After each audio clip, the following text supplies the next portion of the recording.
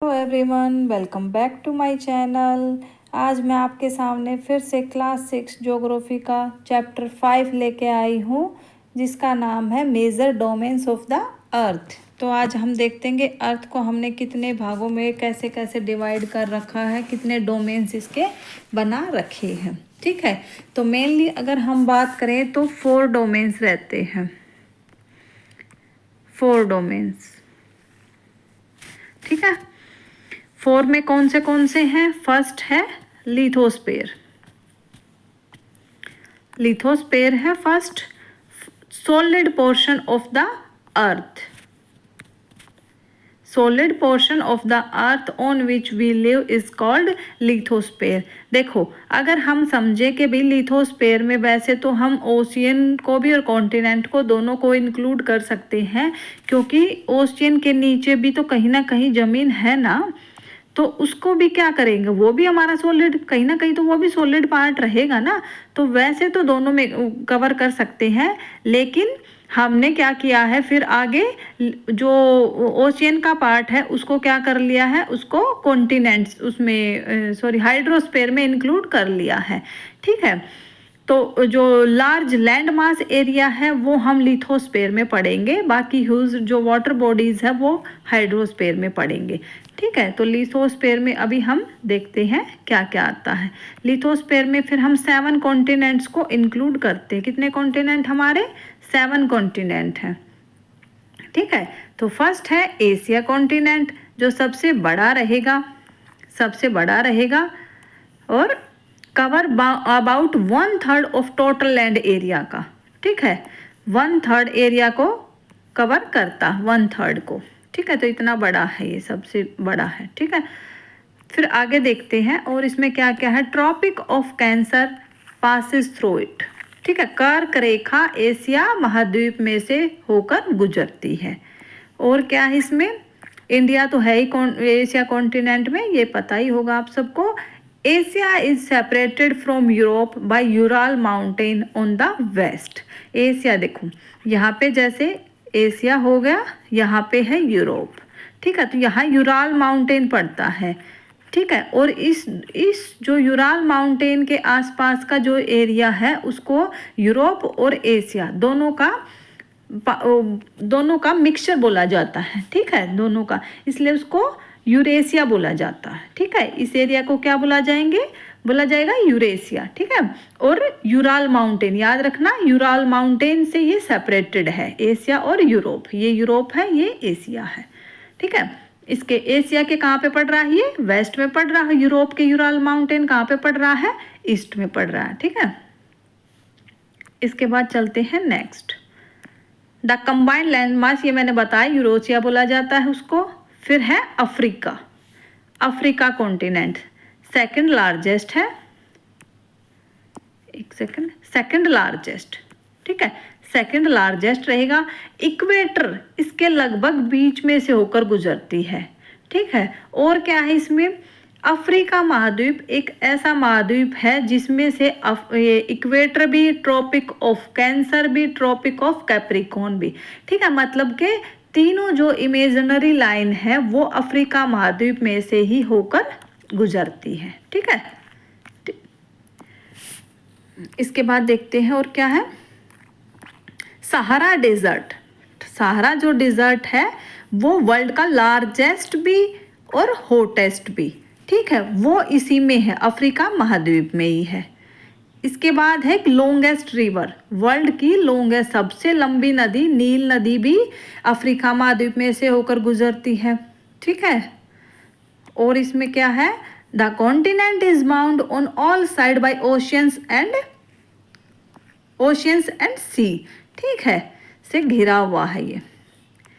इसके बाद देखते हैं नॉर्थ अमेरिका, तीसरा महाद्वीप है, थर्ड लार्जेस्ट भी यही आएगा, और लिंक्ड है ये किससे? साउथ अमेरिका है इसके नीचे। ठीक है, साउथ अमेरिका इसके नीचे है, साउथ अमेरिका। ठीक है, और इस कैसे कनेक्टेड है वो? ऐसे साउथ अमेरिका है, ऊपर ऐसे नॉर्थ अमेरिका, ऐसे कनेक्टेड है वो। कनेक्टेड है इस्थमस इस्थमस ऑफ पनामा बोला जाता है उस एरिया को। ठीक है, इस्थमस हम किसे बोलते हैं? इस्थमस हम उसको बोलते हैं जो दो पार्ट जब लैंड से कनेक्टेड रहते हैं। ठीक है, लैंड से कनेक्टेड रहेंगे उसको इस्थमस बोलेंगे। ठीक है, उस वो जगह है, यहाँ पे एक पनामा नहर भी है वैसे, लेकिन ये जो बोला जा रहा है यहाँ पनामा जगह की वजह से बोला जा रहा है, इस्थमस ऑफ पनामा बोला जाता है उसको। ठीक है, तो जो लैंड से कनेक्टेड जो चीज जगह रहेंगी उसको इस्थमस बोला जाएगा, और जो पानी से कनेक्टेड रहेगी, ठीक है, पानी से कनेक्टेड रहेगी उसको स्ट्रेट बोला जाएगा। याद रखना ये भी। ठीक है, इसके बाद है कहाँ पे पड़ रहा है ये? नॉर्थ अमेरिका पड़ रहा है, नर्दर्न एंड वेस्टर्न हेमिस्फेयर। ठीक है, नर्दर्न एंड वेस्टर्न हेमिस्फेयर मतलब ये देख लो यहाँ पे इक्वेटर है तो यहाँ पे पड़ रहा है। ठीक है, नॉर्थ अमेरिका तो ये नर्दर्न होगा और वेस्टर्न हेमिस्फेयर होगा। ठीक है, 3 ओशियंस सराउंड इट, इसके तीन तरफ क्या है? 3 ओशियन है। फिर है साउथ अमेरिका। ठीक है, चौथा जो महाद्वीप है वो साउथ अमेरिका है, लाइज इन सदर्न हेमिस्फेयर में है ये। ठीक है, नीचे है। ठीक है, इक्वेटर से नीचे है। Andes world longest mountain range, Andes पर्वतमाला है। जैसे देखो ये कुछ ऐसे है, कुछ ऐसे सा है। ठीक है, तो एंडीज पर्वतमाला ना इसके ऐसे है, थोड़ा सा बना के दिखा देती हूँ, एक सेकंड, ज़्यादा जूम हो जाता है ना। देखो फिर कुछ ऐसे रहेगा, तो ऐसे नॉर्थ से ऐसे साउथ की तरफ है एंडीज पर्वतमाला, और वर्ल्ड की लॉन्गेस्ट माउंटेन रेंज है ये। ठीक है, वो कहाँ पे पड़ रही है? वो साउथ अमेरिका में पड़ रही है। इसके बाद देखते हैं और क्या है। वर्ल्ड की लार्जेस्ट रिवर अमेजोन इसमें ही बहती है। ठीक है, वो थी लॉन्गेस्ट। अफ्रीका महाद्वीप में कौन सी थी? नील नदी थी जो, वो लॉन्गेस्ट थी। ये लार्जेस्ट, ये बड़ी है। ठीक है, अमेजन बड़ी है जो साउथ अमेरिका में है। ठीक है, इसके बाद देखते हैं कौन सा है, अंटार्कटिका। ठीक है, पांचवा है अंटार्कटिका जो बिल्कुल सदर्न हेमिस्फेयर में, ठीक है, सदर्न हेमिस्फेयर में पड़ता है, और सदर्न में भी बिल्कुल साउथ पोल के पास। ठीक है, साउथ पोल बिल्कुल इसके सेंटर में है। ठीक है, इस कॉन्टिनेंट के अंटार्कटिका कॉन्टिनेंट के बिल्कुल सेंटर में है साउथ पोल। इसके बाद देखते हैं, it is permanently covered with thick ice sheet. यहाँ पे इसलिए इसकी वजह से कोई ह्यूमन सेटलमेंट परमानेंट नहीं है, तो ह्यूमन सेटलमेंट नहीं है तो किसी न किसी यूज़ तो करेंगे। तो यहाँ पे क्या है भाई, रिसर्च स्टेशन तो वहीं पे ज़्यादा चलेंगे ना, अच्छे से कामयाब रहेंगे जहाँ पे ह्यूमन सेटलमेंट ना हो एक्सपेरिमेंट वगैरह करने के लिए। तो बहुत सारे कंट्री ने यहाँ पे क्या किया है, रिसर्च स्टेशन अपने स्थापित कर लिए हैं। ठीक है, और अगर हम इंडिया की बात करें, इंडिया के ऑलरेडी यहाँ पे 2 हैं, मैत्री और दक्षिण गंगोत्री। ठीक है, ऑलरेडी 2 सेटअप कर रखे हैं इंडिया ने भी, और तीसरी की प्लानिंग अभी चल रही है। ठीक है, तीसरा भी करने वाले हैं। इसके बाद है यूरोप। ठीक है, bound by water bodies 3 side, और आर्कटिक सर्कल क्या है? आर्कटिक सर्कल इसमें से गुजरता है। ठीक है, आर्कटिक सर्कल ऐसे। ठीक है, इसके बाद है नेक्स्ट ऑस्ट्रेलिया। ऑस्ट्रेलिया हमारा लास्ट है और सबसे छोटा भी है, 7th है, 7th महाद्वीप है और सबसे छोटा है, और इसको आइलैंड, ठीक है, आइलैंड कॉन्टिनेंट भी बोला जाता है इसको। आइलैंड कॉन्टिनेंट क्यों बोला जाएगा इसको? क्योंकि ये चारों तरफ से पानी से घिरा हुआ है। ठीक है, इसलिए इसको आइलैंड कॉन्टिनेंट भी बोलते हैं। नेक्स्ट है हाइड्रोस्फीयर। हमने अभी पढ़ा है लिथोस्फीयर, उसके बाद देख रहे हैं हम हाइड्रोस्फीयर। हाइड्रोस्फीयर क्या है? हाइड्रो का मतलब होता है वाटर। ठीक है, लिथोस्फीयर, लिथो का मतलब था स्टोन। ठीक है, हाइड्रोस्फीयर मतलब वाटर की बॉडी जो रहेंगी। तो वाटर किसी भी फॉर्म में जो रहेगा, चाहे वो ओशियन फॉर्म में हो, rivers, lakes, ice, underground water, water vapour, चाहे किसी भी फॉर्म में वाटर हो, सारा हाइड्रोस्फीयर में काउंट होता है। ठीक है, तो जैसे वाटर वेपर क्या है, ये तो है ही लेक से, तो समझ में आ ही गया होगा। वाटर वेपर्स क्या है, जब सूर्य की किरणें और किसी लेक्स के पानी पे या ओशियन के जहाँ पे भी पानी पे गिरती हैं, तो वो क्या होता है, गर्म होके और ऊपर उठता है। ठीक है, वो पानी कहीं ना कहीं तो जाएगा ना, तो उसको इवेपोरेशन बोला जाता है। तो इवेपोरेट जब पानी होएगा तो वो क्या रहेगा, भाप बन के वाटर वेपर रहेगा। ठीक है, वाटर वेपर बन जाता है, तो वो भी कहीं ना कहीं तो रहता है ना, तो वो हवा में रहता है, उसी को हम वाटर वेपर बोलते हैं। ठीक है, वाटर वेपर भी फिर हाइड्रोस्फीयर में ही काउंट होगा। ठीक है, पूछ लेते हैं ऐसे एग्जाम में। ठीक है, तो ये वाटर वेपर किस में काउंट होएगा। ठीक है, इसके बाद देखते हैं कि जैसे more than 97% of the earth water is found in ocean, तो इसलिए हम क्या पढ़ेंगे इसमें, हाइड्रोस्फीयर में ओशियन को पढ़ेंगे। ठीक है, और बहुत सॉल्टी है, वो यूज़ का नहीं है वो पानी। ठीक है, मतलब 97.5 के आसपास है ये पानी। वैसे बाकी का जो 2.5% बच गया वही है जो पानी लेक्स में या आइस में ऐसे है, तो पानी पीने के लिए बहुत कम है। ठीक है, इसके बाद हम देखते हैं ओशियंस को। ठीक है, हाइड्रोस्फीयर में हम क्या पढ़ेंगे, ओशियंस पढ़ेंगे। कितने ओशियंस, हमारे 5 मेन हमारे ओशियंस हैं, और वो इंटरकनेक्टेड हैं आपस में। ठीक है, सारे ओशियन एक दूसरे से कनेक्टेड हैं। तो सबसे पहले है जो सबसे बड़ा है वो है पैसिफिक। ठीक है, पैसिफिक ओशियन है जो सबसे लार्जेस्ट रहेगा। स्प्रेड ओवर 1/3 ऑफ द अर्थ पे फैला हुआ है, 1/3 ऑफ द अर्थ पे। मरियाना ट्रेंच डीपेस्ट पार्ट है। ठीक है, ये इसका अगर वह सबसे गहरा अगर हम पार्ट देखते हैं तो वो मरियाना ट्रेंच है, और वो कहाँ पे है, वो पैसिफिक ओशियन में। उसकी गहराई कितनी है, 11,022 मीटर। ठीक है, माउंट एवरेस्ट सबसे ऊंची चोटी है, ये देख लो, उसकी ऊंचाई भी 8,848 मीटर है।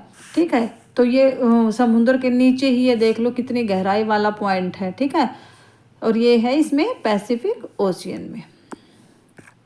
इसके बाद देखते हैं ऑलमोस्ट सर्कुलर शेप, जरूर याद रखना, शेप है इसकी सर्कुलर। पैसिफिक ओशियन की क्या शेप है, सर्कुलर रहेगी। ठीक है, उसके बाद देखते हैं कौन सा है, फिर है एटलांटिक ओशियन। ठीक है, एटलांटिक ओशियन है जो सेकंड लार्जेस्ट रहेगा, एस शेप का है। ठीक है, एस शेप का रहेगा, सेकंड लार्जेस्ट रहेगा। Coast line of Atlantic ocean is highly indented है।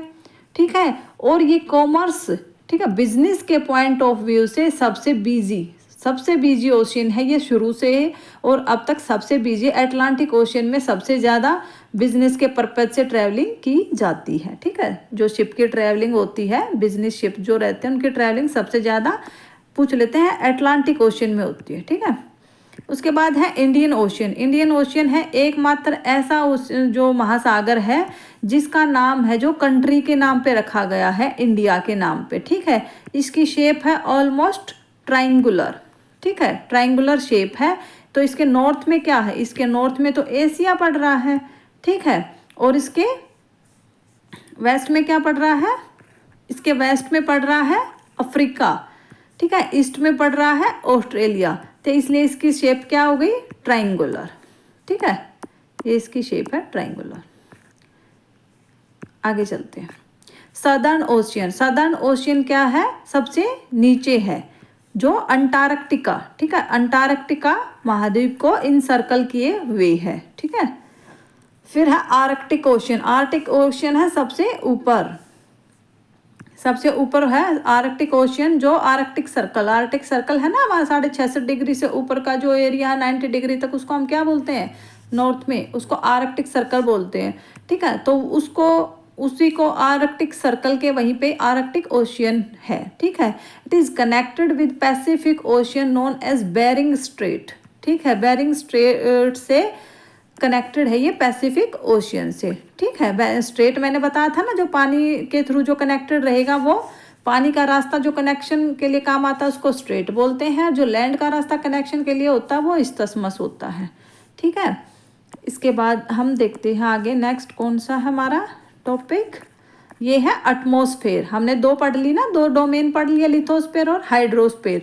अभी हम पढ़ रहे हैं एटमॉस्फेयर। एटमॉस्फेयर क्या है, एटमॉस्फेयर होता है जो हमारा चारों तरफ का जो हमारा मतलब चारों तरफ का जो एरिया है सराउंडेड, ठीक है, जो सराउंडेड एरिया है, और लेयर ऑफ गैसेज, गैसेज से कनेक्टेड जो गैसेज की जो लेयर हमारे चारों तरफ, उसको हम क्या बोलते हैं, उसको हम एटमॉस्फेयर बोलते हैं, ठीक है। एटमॉस्फेयर इज कंपोज्ड मेनली क्या क्या है एटमॉस्फेयर में, नाइट्रोजन और ऑक्सीजन। नाइट्रोजन 78% है, क्वेश्चन में बिल्कुल डायरेक्ट क्वेश्चन पूछे जाते हैं ऐसे, ठीक है, एग्जाम में। 21% है ऑक्सीजन है, ठीक है। 1% जो बाकी की बच गई, ठीक है, वह बाकी की जो बच गई 1%, उसमें कार्बन डाइऑक्साइड, ऑर्गन्स, हीलियम, जो हल्की फुल्की जो गैसें हैं बाकी की वे हैं, ठीक है। इसके बाद हम देखते हैं आगे, फिर हम एक बार इसको लेयर्स को भी देखेंगे एटमॉस्फेयर की, ठीक है। फिर oxygen is the breath of life, ये तो है ही, ऑक्सीजन का तो सबको पता है, लेकिन नाइट्रोजन क्या काम आती है, एग्जाम में ऐसे पूछा जाता है, डायरेक्ट ऑक्सीजन नहीं पूछेंगे, ठीक है। नाइट्रोजन का भी काम है, nitrogen helps in the growth of living organism, ठीक है, ये भी याद रखना। नाइट्रोजन ऐसे नहीं है कि हम सिर्फ ऑक्सीजन से ही चल रहे हैं, ठीक है। कार्बन डाइऑक्साइड भी है जो रेडिएशन को एब्जॉर्ब करती है, ठीक है। तो हर गैस के अपने अपने काम है, लेकिन क्या हमारे जीवन के लिए ऑक्सीजन है, इसलिए हम ऑक्सीजन को ज़्यादा इम्पोर्टेंस देते हैं, ठीक है। अब हम थोड़ी सी लेयर देखते हैं। सबसे पहले लेयर है हमारी 5 लेयर में, ठीक है। जो एटमॉस्फेयर है हमारा वो 5 लेयर में डिवाइडेड है।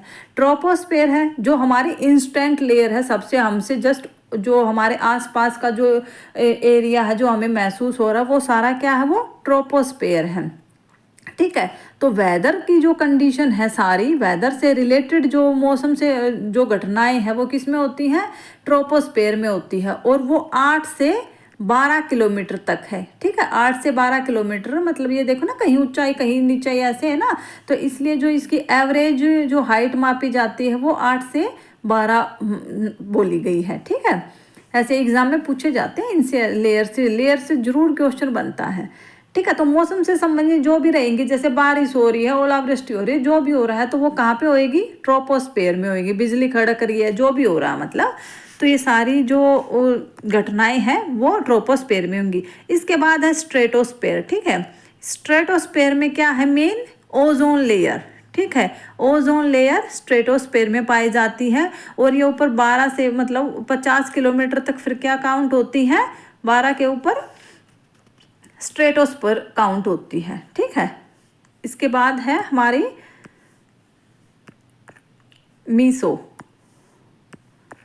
मीसोस्फेयर, ठीक है। मीसोस्फेयर में क्या है, मेन तो क्या है, एक तो ये बहुत ठंडी है, ये देख लो ऊपर क्या टेम्परेचर है ना, गिरता जाता है, ठीक है। तो यहाँ पर आकर टेम्परेचर बिल्कुल -90 डिग्री सेल्सियस तक भी पहुँच जाता है, ठीक है, इतनी ठंडी है ये।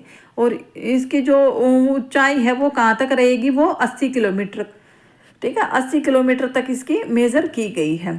फिर है कि मेटेओराइट्स हैं जो यहाँ पे आके क्या होते हैं, जलते हैं, ऊपर से जो मेटेओराइट्स आते हैं यहाँ पे आके बर्न हो जाते हैं, ये नीचे नहीं आने देती है उनको, ठीक है, हमारे तक नीचे नहीं आने देती है। उसके बाद है, इसको इरेज कर लेती हूँ, थर्मोस्फेयर, ठीक है। थर्मोस्फेयर में क्या है, एक तो इसमें क्या है, आइनोस्फेयर है एक, ठीक है, जो सैटेलाइट से संबंधित जो भी घटनाएं होती हैं, सैटेलाइट का मतलब जो काम है वो सैटेलाइट की जो रेडिएशन आती है वहाँ से छोड़ती है और जो वहाँ तक पहुँचती है, वो काम होता है थर्मोस्फेयर में, ठीक है। 400 किलोमीटर तक ये मापी गई है, ठीक है। और ये देखो मीसोस्फेयर है सबसे कोल्डेस्ट थी, लेकिन इसके ऊपर मीसो के ऊपर थर्मोस्फेयर में आके टेम्परेचर इतना हॉट हो जाता है कि इस लेयर को सबसे हॉटेस्ट लेयर बोला गया थर्मोस्फेयर को, ठीक है। कई बार हम सोचेंगे ना कि भाई ऊपर जा रहा तो अब टेम्परेचर गिरता ही जाएगा, ठीक है, तो ठंडा ही होता जाएगा। नहीं, मीसो में आने के बाद मतलब यहाँ इतने ठंड होने के बाद एकदम से टेम्परेचर फिर से बढ़ता है और थर्मोस्फेयर में जाके टेम्परेचर बहुत ज़्यादा हो जाता है, हॉटेस्ट लेयर है ये सबसे, इसलिए, ठीक है।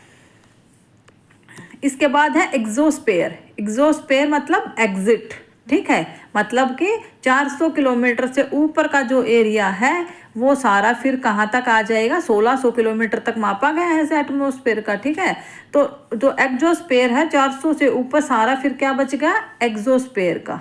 ठीक है, और वो आउटर मोस्ट तो लेयर इसको हम बोलेंगे जब बाहर है तो ये। ठीक है, यहाँ पे मिलती है लाइट गैसेस। ठीक है, जैसे हीलियम वगैरह है तो वो इस एक्सोस्फेयर में पाई जाती है। ठीक है, इसके बाद हमने सारा एटमॉस्फेयर है जो वो कवर कर लिया है।